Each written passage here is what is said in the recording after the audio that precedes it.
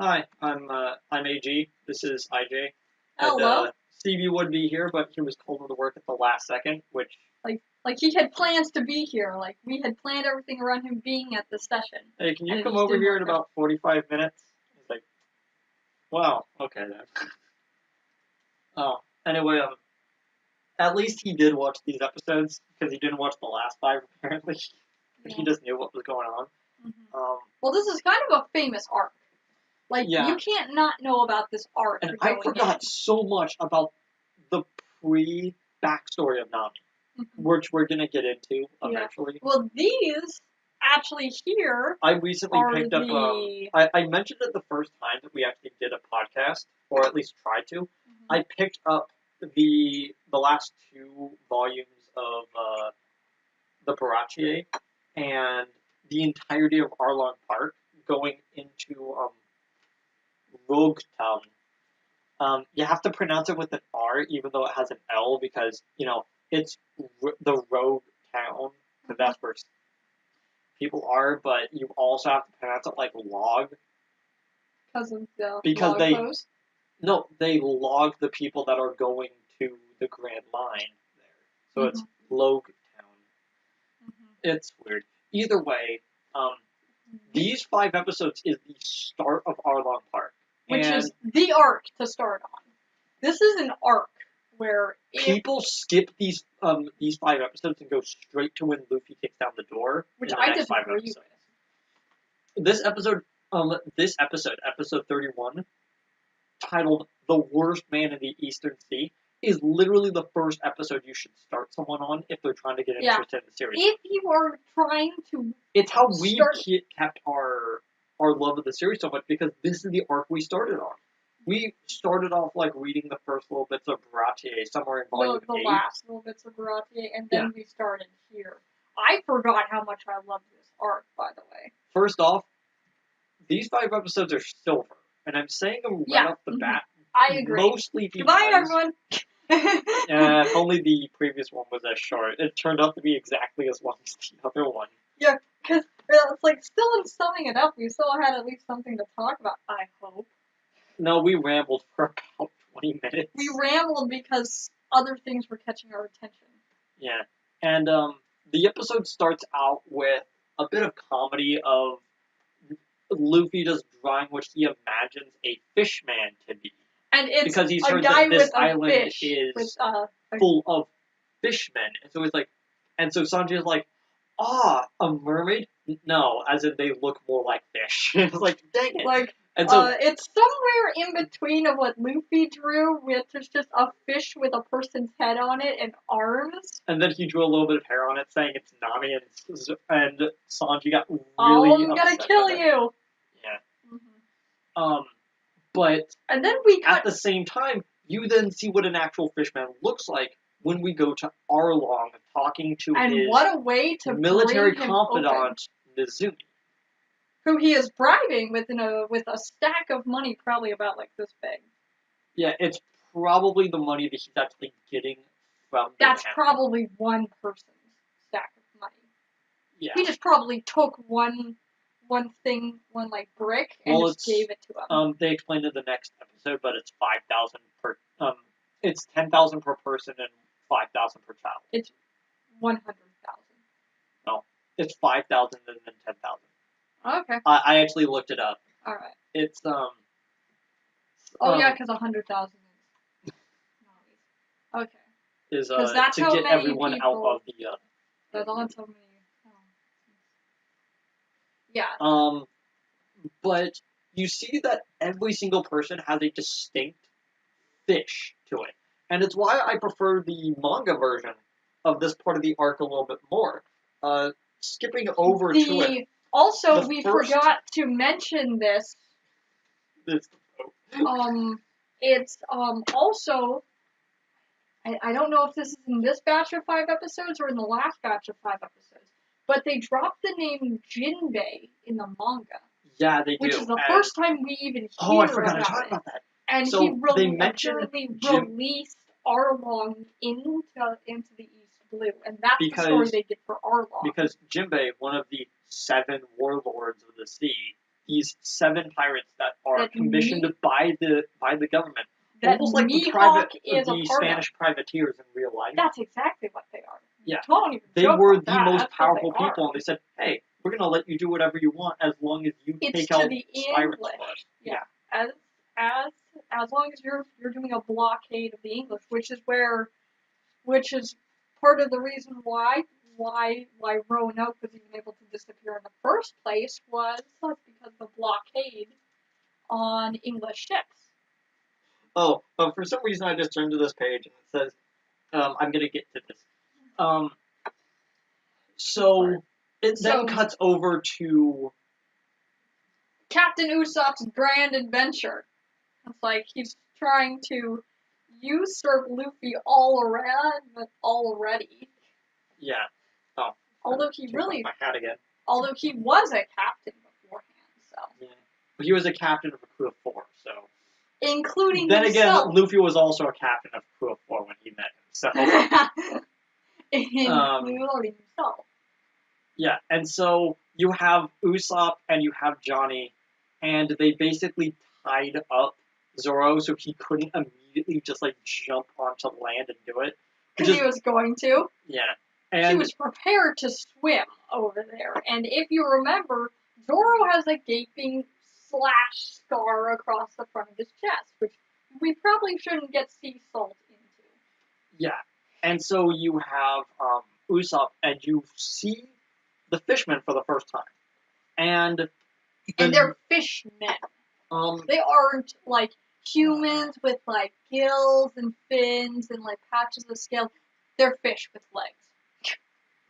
And not like the Uzumaki type of fish with legs. We're talking about like dudes that look like fish and they have legs and arms. And there's the octopus, which he's a riot. Yeah, so they completely removed that fish from the anime. Okay, so there's a fish in the manga who just has a manji on his stomach, and they're like, hey, instead of trying to explain what the ancient Buddhist symbol of a manji is, we're going to just remove the guy. And that's not a swastika, we swear. Yeah. Sorry, I was looking at that. But we also I was trying to figure out what it was saying. But we also get the information as brave Sir Robin is bravely running away. That fishmen are apparently 10 times stronger than humans. Yeah, they're faster and they're stronger than most humans, and you can see it by the town of Goza is just literally flipped over. Yeah, it's not like hyperbole. There are houses on their roofs. Like the house was ripped off of its foundation, flipped over, and destroyed from the inside out. We forgot to mention something. So Nami goes over to Arlong. Mm-hmm. And on her way over, she meets this kid who she basically just hits in the face and gives him a packet of money going, run away. But the kid's like, no, I've got to avenge my dad. And she's like, don't be dumb. Don't be dumb. And this should Nami keep you safe. Nami and Arlong have a discussion in which... And we see Nami's tattoo for the first time. Yeah, Nami's tattoo being the crest of the Fishman logo, like, on the inside of her shoulder. The Arlong Park symbol, which is just Arlong's face. And you have Arlong basically say, betrayal is your forte. Mm-hmm. Which is a very apt way to describe her. Yeah. In mostly the entire comic. Mm-hmm. You then have Usopp essentially running into this kid, who mistakes him for a fishman and tries to attack him. His nose is so huge. Because the only 2 fishmen he's actually seen are Arlong, who is a sawtoothed shark, and Usopp, who have long noses. Because you asked about it, and it was like, I remember them saying that he was a sawtoothed shark, because we know he's a shark. Yeah. Because of his teeth. Now I remember why I opened this. There are moments in the manga in which you see a fishman for the first time, and what Oda has done in a lot of the times is explain to you what kind of fishman Which is very useful with how many Yeah. fishmen there are. So every single time you see one, it says Sawtooth Arlong. Yeah, and Captain of it the basically Arlong Pirates. shows what type of fish they are, especially later on when it's really hard to discern which one is which. I mean, the octopus is clear, but later on it will show off. I forget his name. I need to scroll down a little bit. Yeah. So do you want to just use her name? Karubi is a manta ray, but they never actually directly say it in the manga. Oh, the big anime. guy with the black hair. Yeah, with the black hair yeah. right back. Mm-hmm. Yeah. So, all right. For this next, and Nami just basically just walks off. Like, she walks off to this stuffy room. But we're not there yet. Yeah. We're definitely not there yet, Stacey.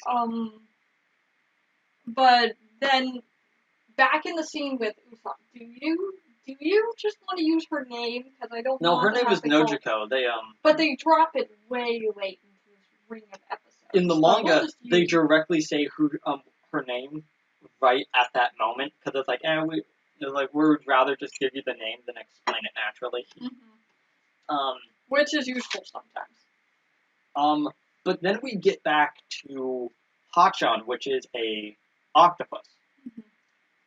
No, meaning 8 in Japanese. So his name is 80. His nickname is Hachi, which I want to use that one instead. Yeah. I like that nickname for him. And he is cooking a full pig, trying to feed their guardian sea cow. Moosey? Who is called... Mumu, I've actually read it. It's called Momu somewhere on it. Yeah, Momu. Oh, it only has 3 O's? Oh, well. Yeah. But unfortunately, it's getting distracted by Sanji's cooking. You then kind of see, out to sea. You then kind of get a descriptor, and we're going to immediately just go right into the next episode. Mm-hmm. No, there is some stuff. Oh, yeah, there's the outro. We have a new outro. We're going to get to that when we get to that. It's, so you have Sanji grilling these food for Luffy, who can't stop eating. Mm-hmm. He literally one of the 3 states of Luffy. It's like, if Sanji had not joined them after the Baratie, Luffy would have starved long ago. He would have starved. Yeah. And you have, And so would everyone else have starved before him. Like, he would have just been eating and now realizing that there wasn't enough food. Yeah. And you have, and Luffy and Green Shirt, which I remembered his name is Yosuke, and they're all eating as they're just taking each other's food because they're so hungry, and Momu is on their trail. Cut back over to Zoro, who gets dumped in front of Arlong. I completely forgot to explain this. So Usopp and Johnny are escaping from the Fishmen, so they leave Zoro on the ship tied up. Unsurprising.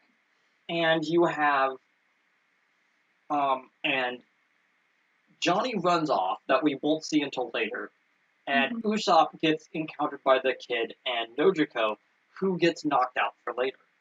And they Zoro, drag him off instead, is taken to Arlong. Immediately. Which is probably simultaneously the best and worst thing that could have ever happened. Because if it had been anyone else but Zoro, they probably would not have handled themselves very well in that first initial meeting. Except for maybe you have basically Nami showing up to talk to Zoro, and you have and Zoro in one moment kind of realizes, I wonder how much that she actually mentioned us are lies. Let's go on to episode 32 though to talk about what happened with Sanji. Are we going to talk about the outro at the end of this? Sorry, yeah.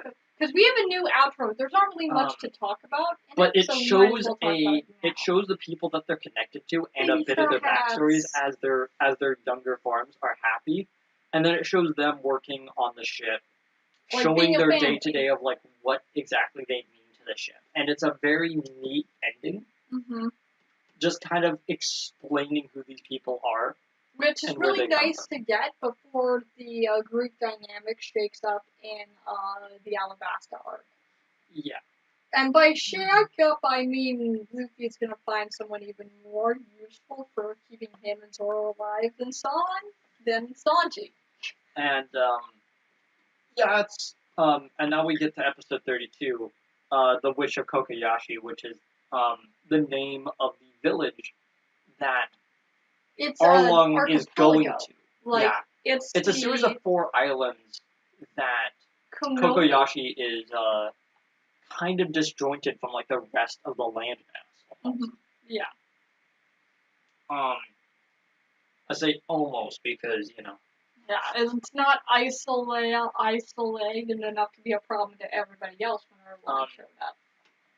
The episode starts off with a little bit of comedy. Sanji senses the disturbance in the ocean, and then you have Momu rise up, and you just have, like, a little bit of, like, okay, it's a giant manatee, okay, got it. and it looks so hungry because, they keep it starved so it's more aggressive. Like you would do with any carnivorous fish. Like, you would do it with, to get the effect where piranhas are just, like, swarming a thing and just eating it, you feed it once every 3 weeks. Which is really super sad. Yeah. Feed the fish. Keep the fish happy. And the only reason I would know this is because the guy who originally shot that thing for CNN, like, way back, or maybe it was Discovery, I can't remember what it was, but it was showing a cow crossing a river, and the piranha literally just latch onto it and just drag it down and just eat it to bones, like, in front of the eyes of the camera. They starved those piranhas for about 3 weeks to get that effect. And so whenever you see piranhas eating stuff like that, it's usually because they're already starved piranha, and they would not react. Super uncool. Piranha in the wild do not act like that. Yeah. Feed your pets. Yeah. Seriously, feed your pets. And don't. And it wants food, but Sanji senses that it would basically eat them before actually eating the food that he was presenting. Because it's got a huge mouth. It's basically a sea king at that size. Yeah. And so so Sanji basically just shows off his techniques at the very start of the arc. Yeah. Yeah. Shoot. Pulley or shoot. I think it's like leg. It was a shoe. No. I was not wearing my glasses, so that's my explanation. I know what I saw, though. So.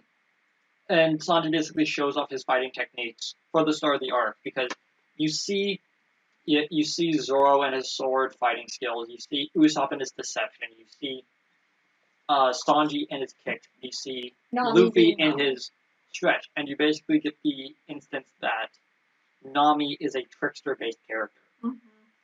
Again, these are great episodes to start a person onto the series. Yeah.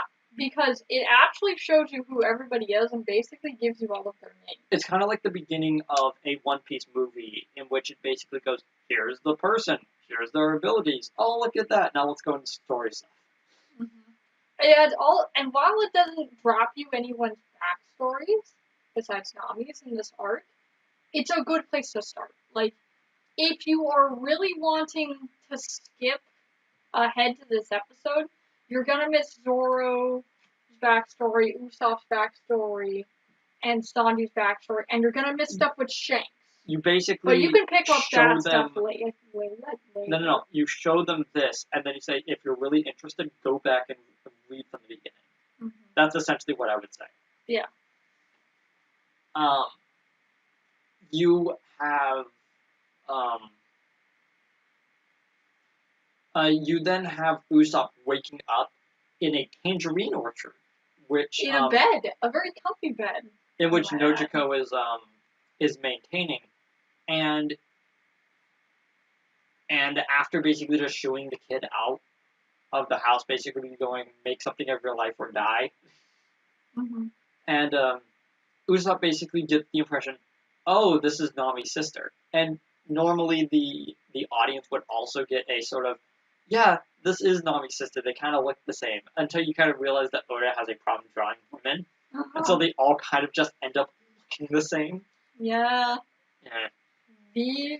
Vivi, Rebecca, Shira. And then Usopp suddenly realizes, oh no, Zoro got taken to. That's to right. Arlong. I forgot Zoro, or Zolo, as he is written in one of these books. Yeah, it's not until the anime came out, which is them going into the Grand Line, that they are dead set on his name is Zoro with one R.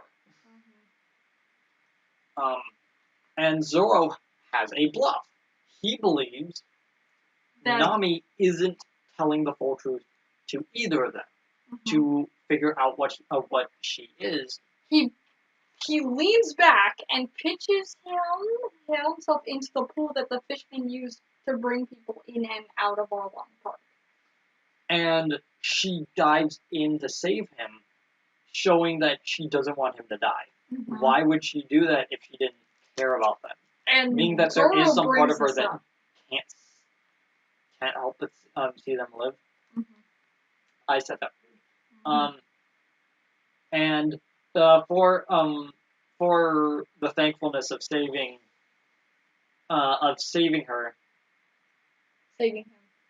him. Zoro's a dude. This is the canon storyline. Nami has this moment where she just basically just kicks him in the back and then punches him in the chest, which is a very good cut. The animation it's drawn and animated really super well. And so you basically have this moment where it's like, that hurts. And Nami has no idea that he's like, but then she still injured under there. Because she wasn't there. She ran off before the fight even took place, before Mihawk could even show up. They basically throw him in jail, and we cut over to Kokoyashi Village, where Arlong is interrogating a Pinwheel Gen, spelled not Gen. Gen, so it's Gen. I double checked. It's Gen. Yeah. He has stitches all over his body and has a constantly spinning pinwheel on his hat. Which makes for a really good scene in this.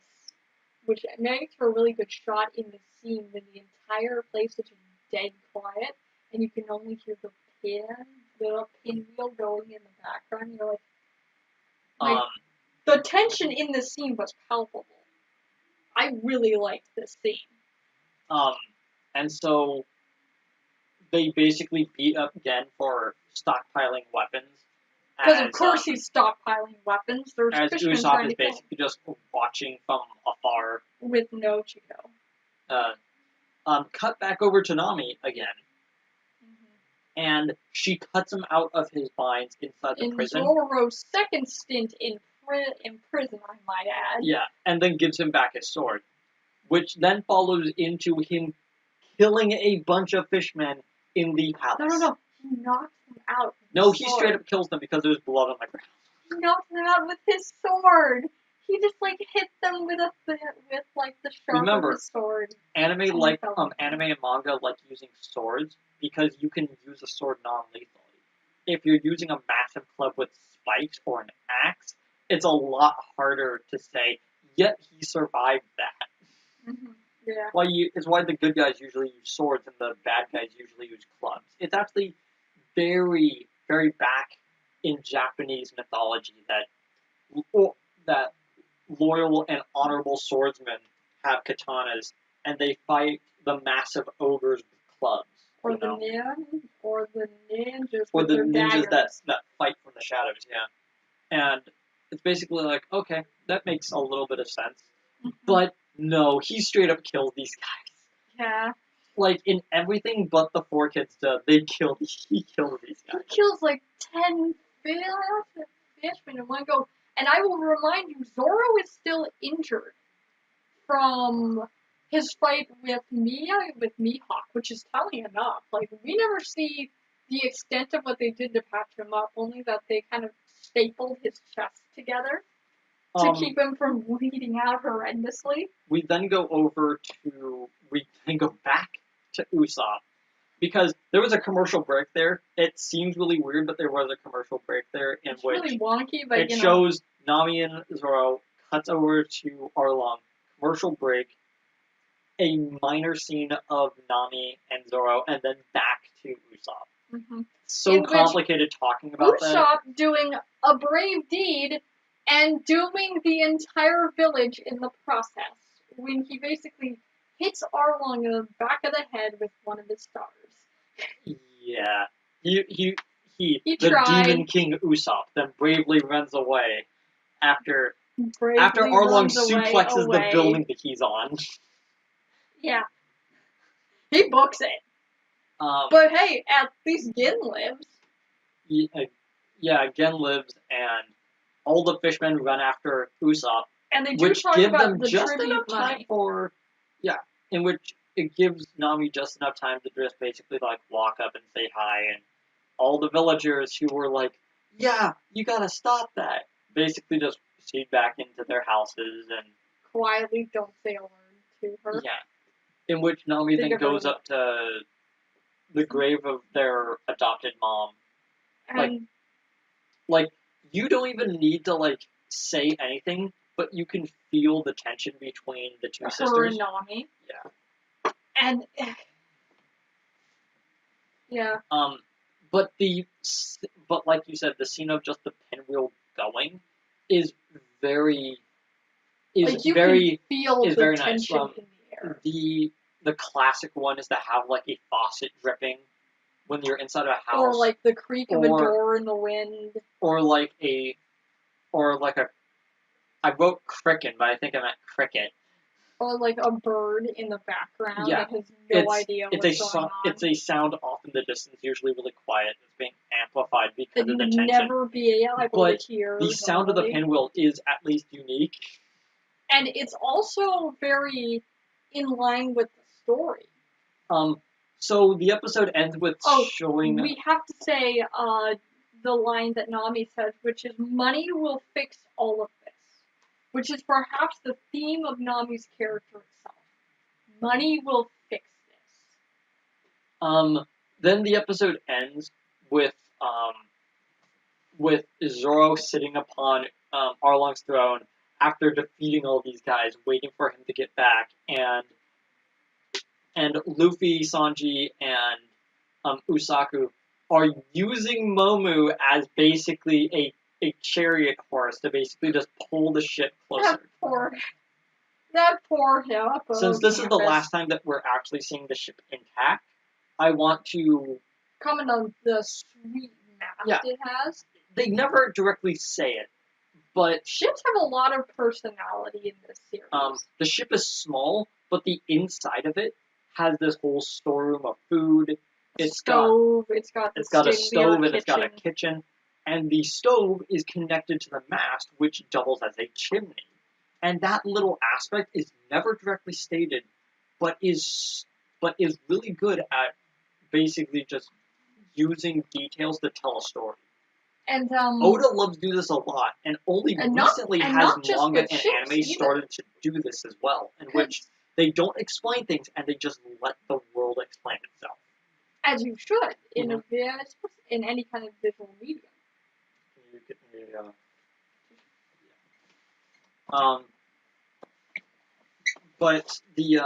but again, like you were saying. Yeah. So it's a hallmark of Oda as well that he puts a lot of care and detail into the world he creates, and he allows it, because this isn't the last time that we'll see such unspoken, quiet detail in a scene.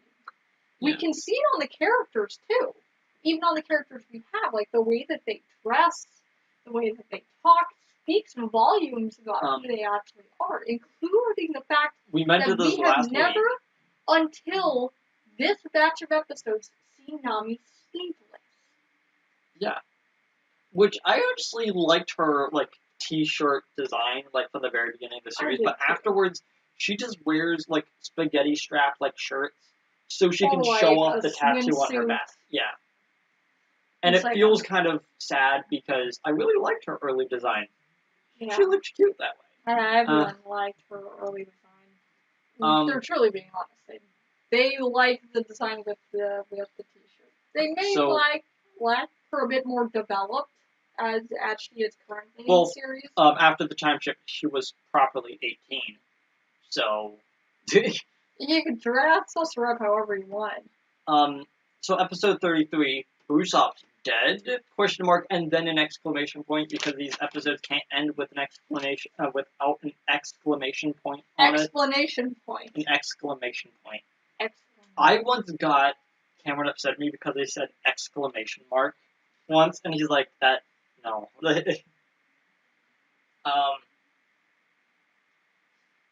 So Nami basically tells and we kind of during the scene when they're at their adopted stepmother's at their adopted mother's grave, Nami says the phrase that will probably bite her in the back later, which is Arlong's a reasonable guy. Poor thing. Which then slams over to what Arlong's doing, being dragged through the forest trying to find Usopp, who's just using all manner of techniques, which he's really good at. He can't take Arlong.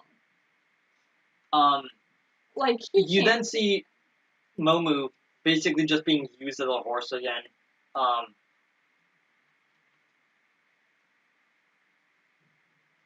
So I'm just reading my notes. Usopp's theme comes up as he's running around, just using deceptions. You'll notice that they oftentimes use a character's music to personify, this is what they're about. This is who they are. And using Usopp's theme here is actually very necessary. Hachi also lets Zoro go. Yeah, he's like, Zoro kind of looks over the wall and he's like, hey, do you know where Arlong is? Oh, are you a guest? Yeah, you should be over here. And so he just takes him over there. So you're a guest then? And Zoro looks back at all the guys he's just killed and he's like, and says, yeah, something like that. Like, something like that. But before that, we have Usopp getting to the end of a cliff, and he uses a conveniently shaped tree to hide behind. He's a hide behind. And he gets captured by, I have his name written down. I don't have his name. Chu, who is a smelt. Oh yeah, because you had to look this up, because they don't give his name for a while. Yeah, so he gets captured by Chu, who keeps saying his own name like a Pokemon. And as Arlong, now with him captured, goes back to the he's pissed. Goes back to the he was pissed already. Goes back to his house, finding everyone just murdered. And Zoro gone, and Hachi gone. Usopp being just thrown onto the ground with all the color just drained from his face. And they put a knife and his nose curls up away from the blade. Man, first the contorting body and now the curled up nose. He might actually fall into a Junji Ito story at some point. I wrote that down too! So the Fishmen, just being embarrassed for him as he's just begging for his life, are interrupted by Nami. Basically, just comes up, just basically being upset that they're accusing her of releasing Zoro and helping to kill all. I said his name a little bit ago. Karubi, the manta ray, is basically accusing her of letting him go, and she's just like, "No, I didn't do that. See." And then she just basically stabs Usopp and just drops him into the ocean.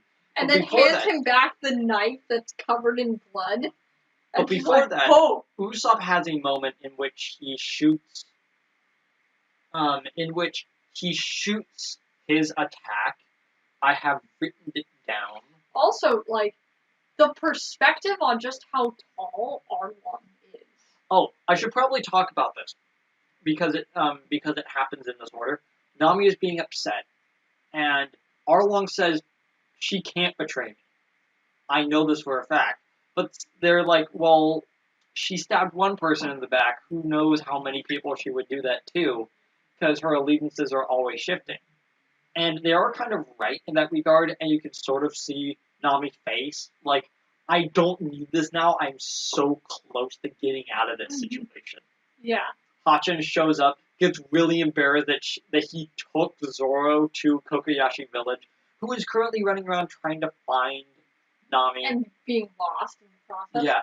And also, like, the size difference between Arlong and Nami is never more apparent than And Arlong, at this point, basically just gives up going, okay, I might as well just sit back, because if they're coming from me, I might as well just stay here, because they're going to come eventually. Stay in his element instead of run like a madman all over Kokoyashi Village and going into ambushes. So, which is very smart of him. It's one of... Because Arlong's not stupid. Like, he does some stupid things, but he's not an idiot. I wanted to talk about this when CD was here, because they had this whole thing written down, but Usopp uses his special attack Smoke Star when he tries to get out of the situation before he gets... Have we seen him use Smoke Star before? No, not actually. Even if he hasn't, I wanted to talk about this. Because he has used both in these 5 episodes, special attack Lead Star and special attack Smoke Star. And I basically, when I was watching this with CB, I basically said, what is the actual, like, phrase he's using? And CB, since he's a big fan of Japanese culture, he pulls out his Kamen Rider belts. And he starts, like, messing around with it. Oh, he's a Kamen Rider. No, that makes and so much he sense for uses Usopp. the special attack on it. And the phrase is his wording for special attack is the same word that Sentai series, Sentai and Tokusatsu shows basically use for the finishing blow. Every single one of his attacks are considered his finishing blow. Even when it's a deceptive attack like a Smoke Star. Which I think tells a lot about Usopp. Yeah. He can't hope to win against either one of these guys. CB says, even as the series goes on, he becomes more and more like a Kamen Rider. He gets powered up technique. He gets a mask to show his face. He has special he has special attacks and moves, and he has combination attacks. He has power up states, and it's Usopp as a character. He trains to improve them even. And Usopp really is the Kamen Rider stand-in for this character, because there are some times where it's like in a group full of people that uses a bow and arrow. This guy uses a pistol, and he carries I'm talking about Bleach. At the end of Bleach, there was the group of people who refer to themselves as the Quincy's. Each of them have 3 things. They have a powered-up armored form, they have a ranged bow attack, and they have a letter associated with their standing in the group and what their power is. So, just to talk about, like, a sort of unremarkable guy, you have a guy who's named The Heat H, and he's got, like, a design. He's got a powered-up state where his mohawk gets bigger. Okay. And instead of a bow, he basically just shoots fire out of his fingers, essentially. But a lot of them do have drawback bow abilities. Because I'm certain but you have this guy whose letter is N. We know nothing about him because the series ended without actually talking about who this guy is. He carries around a pistol and a suitcase. And a lot of people... Oh, the suitcase guy. Yeah, and the unnamed. But his whole thing of carrying a suitcase and wielding a gun is actually a lot like a Kamen Rider series, in which the guy's whole abilities are from a suitcase, and one of the things is that he has a cell phone, he cracks it in half and it turns into a gun. And a lot of people are like, oh, maybe he was just a Kamen Rider stand-in, and they were going to do something with that. But, you know, the writer ran out of time because he was stalling for about 1.5 years. Instead of just writing the series. Yeah. Well, to be fair, part of it is his fault and part of it wasn't his fault. There were circumstances in Shonen Jump that didn't let him stop when he probably should Yeah, he should have actually stopped after a while, he but stopped trusting his editorial staff and his editor stopped trusting him. There was a mutual problem that no one fixed until they had to cancel him, and it was too late. Getting back to the episode, though. Back to One Piece. Johnny saw everything through a crack in the wall because he had been following Usopp the entire time. As he should have. And so, did you actually write down what Nami said as she was returning the knife? I didn't. All I wrote down was that she was incredibly cold. Mm-hmm. She was just incredibly cold as she just basically hands back the knife covered in blood, and she just like walks. It was out. something along the lines of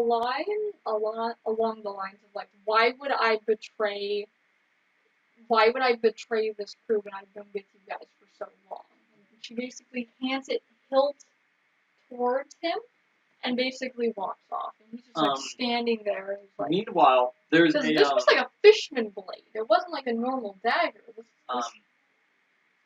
Again, going back to music, Nami, now bandaging her hand, goes up to her room, and her theme starts playing as she's basically looking at the stacks of maps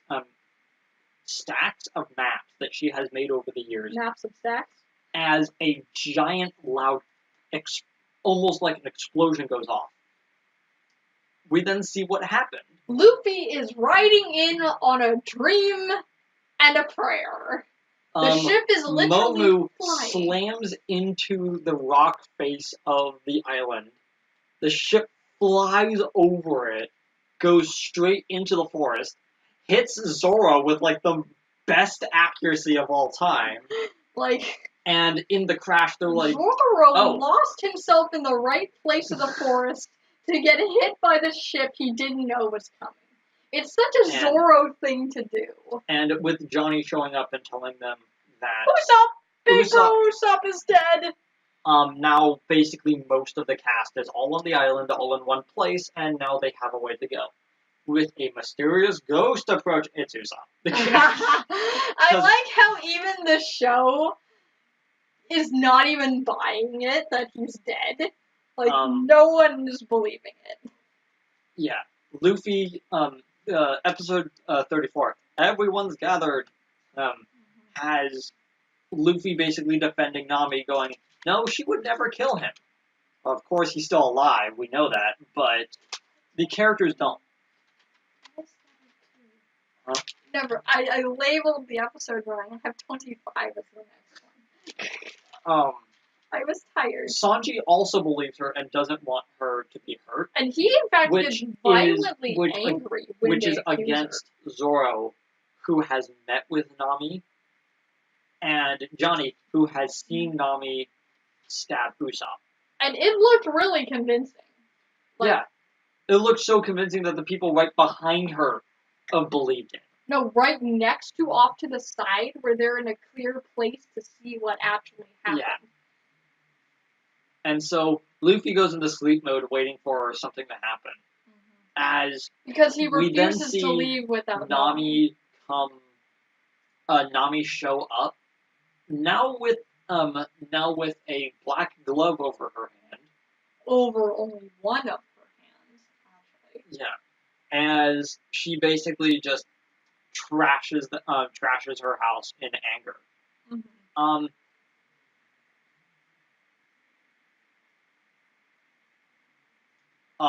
We then have a crew of.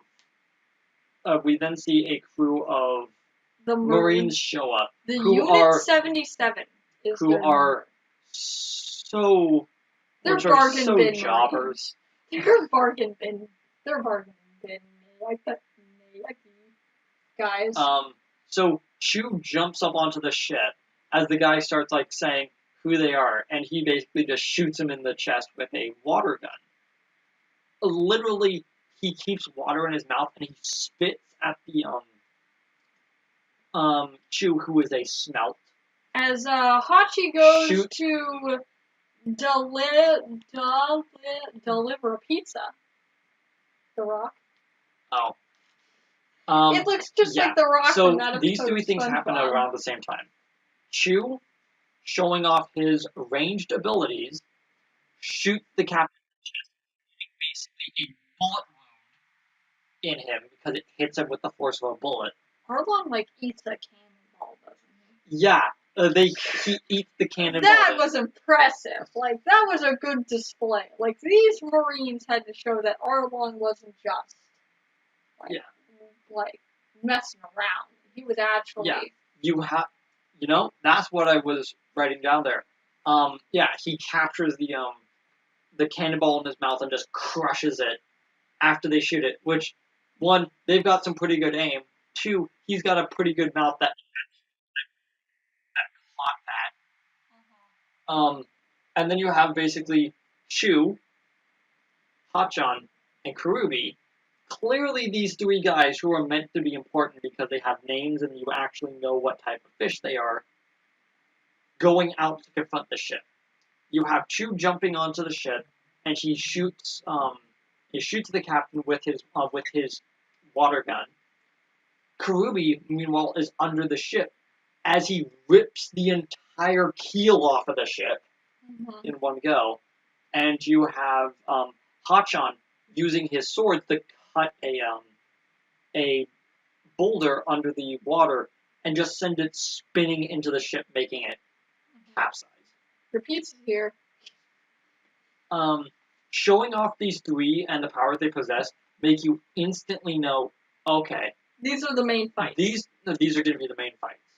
And you notice that Zoro encountered the guy who uses swords. You have... Does he actually use the swords, or does he... Well, either way, you have Zoro and Hachan meet up. You have Usopp and Chu meet up, which obviously means that most likely Karubi and Sanji are going to have a fight. Mm-hmm. And all three of those are already lined up very well. Because Luffy is going to fight Arlong.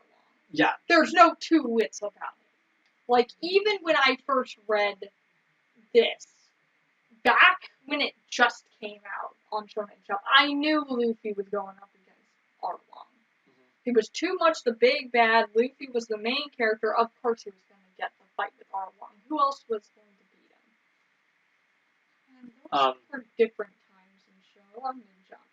So, meanwhile, still cool. Luffy is basically stating he's not going to move an inch until he gets exactly his crew members. He will have no one but Obviously, Nami. the two brothers are not going to be part of his crew because he cares about the other people, and they weren't intended to be part of the crew. Yeah, you can kind of feel it beyond the characters. So it's very obvious that they're not going to stay around after this arc. Unlike Sanji, who he fought doggedly to keep.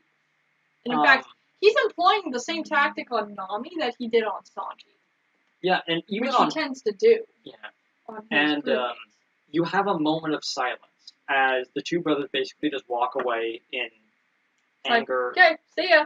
And they walk off. As then Sanji basically breaks the silence by asking Zoro, essentially, do you honestly believe that Nami killed Usopp? And it's kind of like that moment where he's trying to Zoro already knew that her allegiance for the group is wavering, so it would make sense for Nami to fake Usopp's death. But, Sanji was the one that said it, so he's a little bit upset, and so they attack each other, and Usopp gets caught right in between their hits.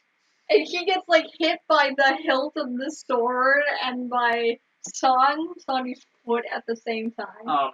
Usopp then explains that the only reason why he's alive is because Nami stabbed her other hand with the knife, which caused all the blood. To simulate blood, and dropped, and the fact that Usopp she didn't fainted back into the water. And the fact that she didn't even waver or look pained in the scene means she's used to damage of some kind. Yeah. So she's very durable, at least for a team member. Mm-hmm. And they all kind of go, okay, Nami is willing to keep Usopp alive, meaning that she doesn't actually resent us. and she might actually see us as a way to get off the island. So, all four of them together. Also, I like Luffy's line of, Usopp, did Nami do this to you? Yeah. As he's shaking Usopp as hard as he can. Yeah. Shake him more, Luffy. I'm sure that's gonna get him to respond to you. So we then go to Nami actually trashing the house now. We actually see what the scene. I said it earlier, but it actually happens here. And Nami is like, did you see anyone here? I was like, yes, Captain something or other was over here. You know, he's the liar-looking guy. And it's like, oh, yeah, him. As she's thinking about some moments on the Mary as they were heading to Baratie. As you see a very interesting scene that was added. Was it? Oh, 1 second. Was it actually added to the manga? Did they actually add that scene? I'm not sure. Yeah, they added like this entire like flashback little montage. Mini like a montage. I figured they would for the anime to show it off. But you see, like at one point there was a leak under the ship, and nobody knew what to do with it. So Luffy just puts his face to it, and he starts swelling up with water, and everyone starts freaking out. Which honestly could have been the birth of one of his later techniques. Yeah. Because he does do inflation-based techniques later. It's because he's a devil fruit user. What did he think would happen? He'd be able to inhale the entire ocean? I don't know. You then have a low-res flashback. Yeah, you have this low-res flashback for no reason. Which was your comment when we watched this episode. You then have, as Nami basically falls asleep after this montage, in which Nojiko basically goes, friends, huh? It's like the most painful word for her to hear. And it's like, that's actually really depressing. Oh, yeah. So, and then, Luffy, after Nami basically leaves, Luffy and the group are coming up with a game plan for storming the castle when Nojiko comes up and basically goes, well, shouldn't you actually know about her before you try to save her? And he goes, well, I don't care about her past. I care about how she is now. Which is why he basically starts walking off.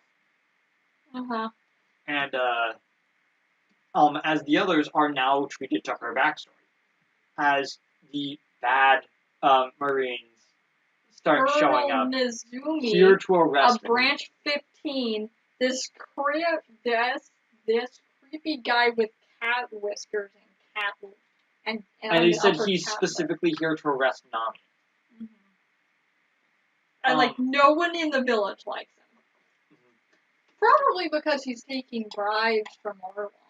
Well, maybe that could be a reason why everybody hates him. Luffy, on his way back to the ship, accidentally runs into the three main fights, and they basically don't stop him because they're like, who the heck is that guy? Because they've never seen him before. He's going for a walk. He's going for a walk, yeah. We then actually get treated to the backstory. We see the woman of this island, Velmir, who works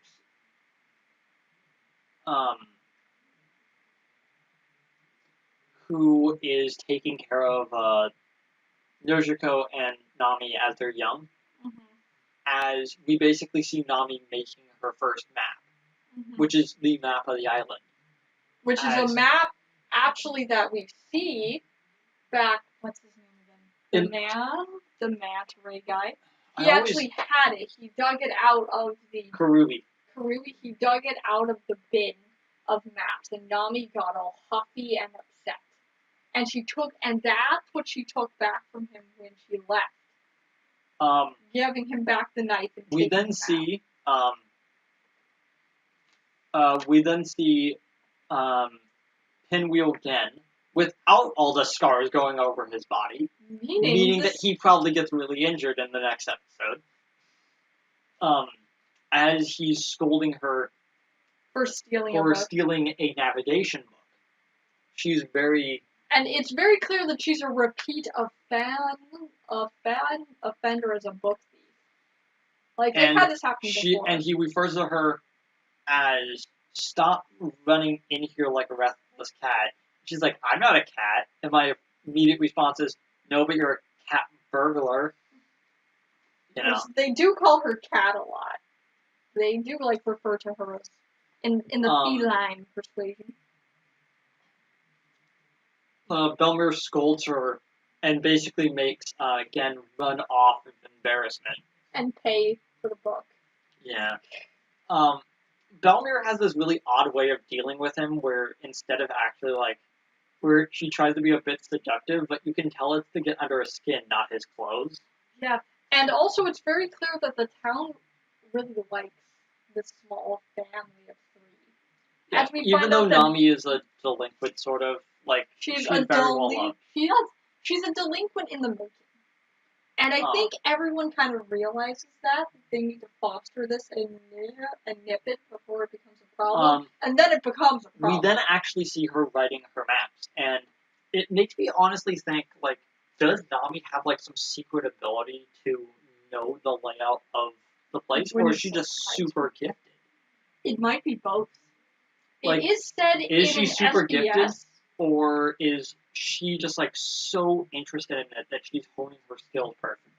Well, it is said in one of the SPSs, and an SPS is an author's note in the tankobons of One Piece, that Oda stated that that Nami is the third most intelligent person in the East Blue, right under Ben Beckman, who is part of Shanks' crew. Shanks' first mate. And the guy with silver hair that we see in Usopp's flashback. That they were the three most intelligent people in the East Blue. Yeah. And which basically makes Luffy screw already on which par. basically makes the leader of the cat pirates not as smart as Nami. No, wait, it was I forget his name already. I wrote Sebastian like so many times I actually forgot his name. That's not helpful. Kuro. It's Kuro first, and then Ben Beckman, and then it's Nami. Belmir then shows that she's patching up and remodeling an old shirt by Notrico, because all they have is basically just hand-me-downs. And so she takes... Yeah. They have hand-me-downs and tangerines. She hands her a shirt that used to have a sunflower on it, but she turned it into a lion. Which is pretty cool. But although it makes it just look like it's a waffle. You know, this is what happens when you're younger than people. Because here's the thing, our family, our aunts and uncles were only like a couple years older than we were. So I got hand-me-downs from my aunts, and I gave those hand-me-downs to our sister. So I have been on the receiving end, and I have done the receiving of hand-me-downs. And all I can tell Nami is, do your time and accept the shirt. It's a cool shirt. Just take it. Instead, she yells at them. You're not my real mom. You're not my real ladder. And Belmir basically slaps her for even suggesting. Like a yeah. And as Nami runs off, being sad of like, if you don't like how we treat our family members here, then please leave. And so she runs off, and Belmir goes, "Oh, I was a little harsh. I'm gonna make dinner, and the dinner is gonna be great." And anyone who has ever read anime or manga goes, "She's not making it to dinner. She might as well be like, wearing the dark. I'm only 2 days from retirement here, and it's all nicely braided, and her hair is all nice, and it's all to the side here. She might as well be dead." If you see this hairstyle on a female character in a manga or anime, they are dead. Like, what are the anime? It's like Attack on Titan. Aaron's mom has it. Ed and Elric's mom also had the side-swept hair. Might as well be dead. We could be dead in our home movies. No, he had hair that went in here, man. But you didn't see Gen, who was a much happier guy without, being put back together with stitches. He might as well be their impending dad. doom then lands on the island. It's pirates! Oh, we also get to see Don Krieg's wanted poster. Yeah. Actually, we forgot something. Krieg. Gen basically explains to Nami that Belmir was a soldier in the Marines, and she came back with both of them. Saying that she had found barely old enough to basically hold Nami, who was still like a toddler at the time. Yeah, because we did the math. For Nami to be that young, she probably has to be 18 months, and Nochiko then is 3. Which it's possible for her to hold Nami. It's possible. And in One Piece, it's absolutely possible, because the physics of real humans is different. And once the flashback within a flashback is done... well, they also call Nami a punk. So Belmir a punk. Belmir is making omelets with tangerine sauce. That might actually be really good, because it's well, then again, they give, like, tangerine margarine at, like, some restaurants that serve breakfast. So, who knows? Arlong appears onto there in his actual pirate outfit, which is him with, like, a brimmed hat and a scarf and long jacket. And you realize, he's been in his casual outfit the whole time. Mm-hmm. Yeah. Because this is the outfit that he's depicted on in wanted posters. Mm-hmm. Yeah, with a burning ship in the background. Yeah. So the first village he landed on, he did not destroy, but he wants to control it. And also, there's this transitional shot between the two girls laughing and the Arlong Park flag slowly rising, and it just cuts back and forth between them. And I'm like, this is a really good episode. And so they're collecting money from the townspeople. 10,000 belly per year. 10,000 belly per year per person. 5,000 for a child who's still growing up. Mm-hmm. And they are like, is there anyone else on the island? As they then hear about Belmir's house and start going to it. Mm-hmm. You then basically see them outside the house as they're desperately running back to the house to tell her. And then it cuts. And it cuts. To be continued next week. I went, no! I was very upset. So, I believe I mentioned once that there's a difference between having something be drawn out for to basically just pad time, and have it be drawn out to build tension. And this is one of the times in which it being drawn out is very good. There are silver episodes, and I will distinctly say that they're silver because the last two were high silver.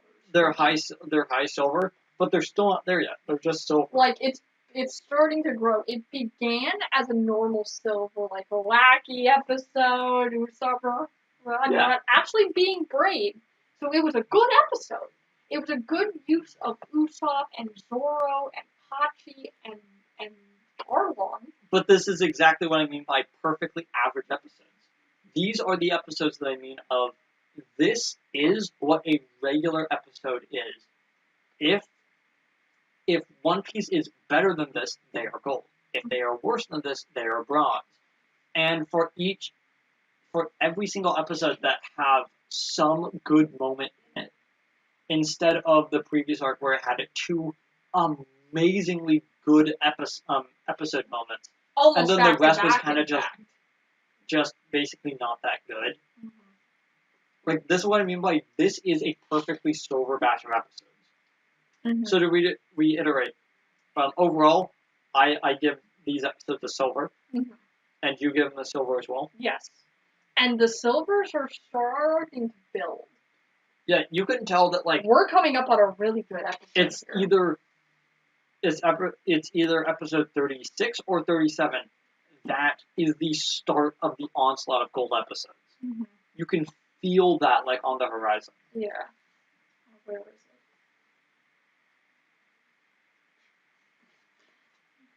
it? Yeah, so we're getting into some really good stuff. Like, we got, like... You know, I forgot how good the police arc was. Because you forget. You forget how good some of these are. Mm-hmm. But I will say that, like, overall, I don't want to say the other episodes are bad, because sometimes when people hear average, middle-of-the-road episodes, they think they're bad. Oh, they could have been better. It's like, no, these are perfectly good episodes. It's just but they are the average marker. If these episodes would have been worse, like what was happening in the Barate, this the build-up for the next few episodes would have been terrible. Mm-hmm. Because now that we're getting the backstory for Nami, clearly Luffy is going to have to do something about this. Because he hasn't heard this backstory yet, and he hasn't heard the worst of it yet. He just cares that Nami almost kind of gets forced into being in this crew, as we find out in the later episodes. Luffy has grades of caring. Like, right now, he wants Nami as part of his ship. And if that means destroying Arlong Park and beating Arlong into the ground, he'll do it at the drop of a hat. Because he wants Nami, and Nami is his. Because you can see how good... No, he says the phrase... I will have no other. Surveyor. All she does is make charts for him, as you can see by her room. And you can see her skill even as a young child. She's very talented. Mm-hmm. Having that sort of person is a gold mine of information. Mm-hmm. She could just like be going around to random towns, basically swindle them of their money, and bring back an entire complete map of the island for Arlong to go ravage later. But you can tell that like Arlong really moved from this position for his great Fishman empire, which he stated in the third episode of the set.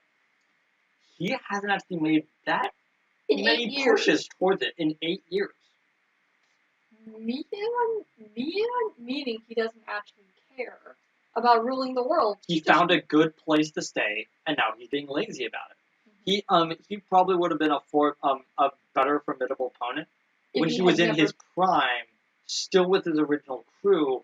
But these are just the ragtag people that are like, yeah, let's do some stuff. Because they say earlier that the Sun Pirates, which was the people that Jinbei controlled, this was a splinter group after Arlong Park. We know they're not Jinbei's actual ship crew and name, so conduct. We know.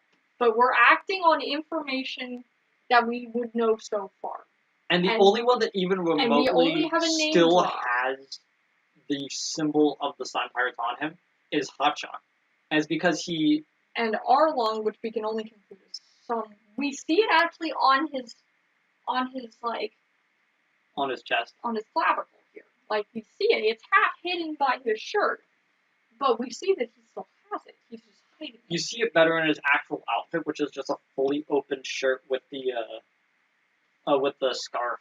Mm-hmm. And it's like, okay, so you can actually see the mark of the Sun Pirates on them.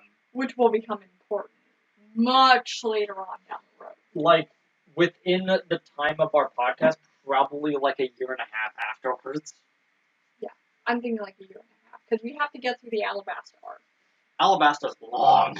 Which is why I said we have to get through the Alabasta. Not as long as the current arc, which... We're just the year and a half that we just had of the current arc, which just recently ended. The year of Sanji is a mini arc. That is a mini arc in an over arc, Stacey. This is the second to last arc of the series, and the last arc is going to essentially... The Gonko? The Goko? The Yonko arc, yeah. The Goku arc, yeah. I will say, though, that when it comes down to these episodes, I like them. Yeah. And I will never say that these episodes are bad. I would, in fact, our our initial thing we said about these episodes is if you want to start someone on One Piece, the Arlong Park arc, if you are wanting to jump into the fray immediately, the Arlong Park arc is where you start.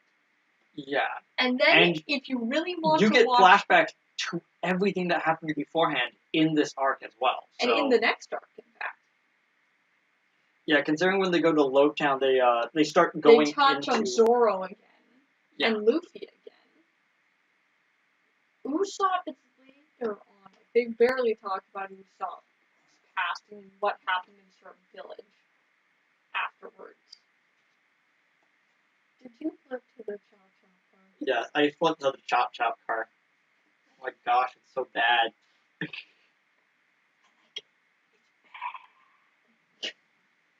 But so, these were good episodes. I really liked them. And the last two episodes were high silvers for me. And it's about to get real. I completely forgot about that fish. Sorry, I'm just like looking through this right now. You're looking at things we won't see for a month. Yeah. Like, we're gonna get there in like a month, man. Because we still have the filler arc to get through. Which is Buggy's Grand Adventure. Oh yeah. I remember. You were looking for something important and stopped for the Chop Chop car and got distracted. Yeah, I got distracted. But I will say, I love these episodes, and that's the highest recommendation I could give. Yeah. Without giving it a gold. Because I know that the next few episodes are perfect. Because if these were gold, the next couple batch would all be silver. Would all be and CB is very thankful that the scene that I am currently referring to as Luffy kicks down the door is not the end of a series of episodes. Because if that would have happened, he would have just skipped to like the next. He would have watched the next two afterwards and pretend like they were part of the set as well. And then not comment. Because the fact that that's the middle episode of the set is brilliant. Oh.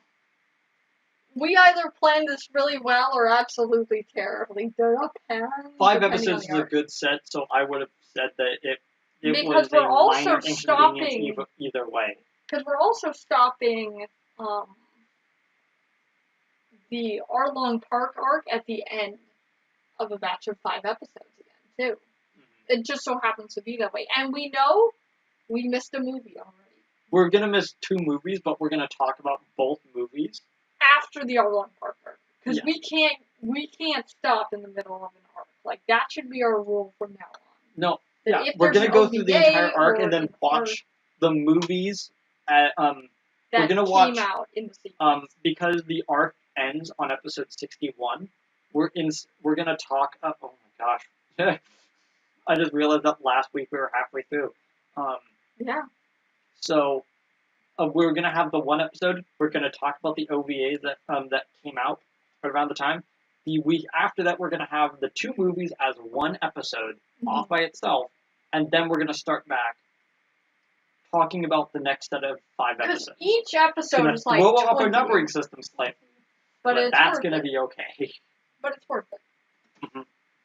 And hey, that means that we get to end the East Blue arc and begin with the Alabasta arc. Yeah. So yeah, I don't think because there's nothing else to really talk about. Things are very straightforward right now. I need to double check to see if Reverse Mountain is part of the East Blue arc, but I'm pretty sure it's not. Because they start talking about Alabasta stuff like in that section. Because here's the thing about arcs. Is in One Piece, you'll see that there's a huge block of episodes in the arc. Like, if we're taking the East Blue arc, we're going to end at Log Town, and then there will normally be, at the end of a big arc, a batch of episodes for a breather, where we talk about bounties, if anyone has had a bounty increase, which we'll see at the end of this mini arc. And they talk about where they're going next, why they're going there. So you can tell that an arc is over because their bounties get updated. Like, it's almost like a level up in an RPG, almost. For training arcs also often signify this as well. Like, if you are training, then that means by virtue I would say that you're Lowtown almost is sort of like a breather arc, where they're just like, everyone calm down, we're just about to enter the Grand But Line. a lot of stuff does happen. Like they are still in the East Blue. Like, until they get out of Logtown. So, any final thoughts on these episodes? I really like them. I would suggest everyone watching these episodes. Preferably legally if you can. Depending on where you live, because in some places in the world you honestly can't. And there's nothing you can do about it. Yeah. I was AG. This is I'm IJ. CB might be here next week. We still don't know. Bye. Bye.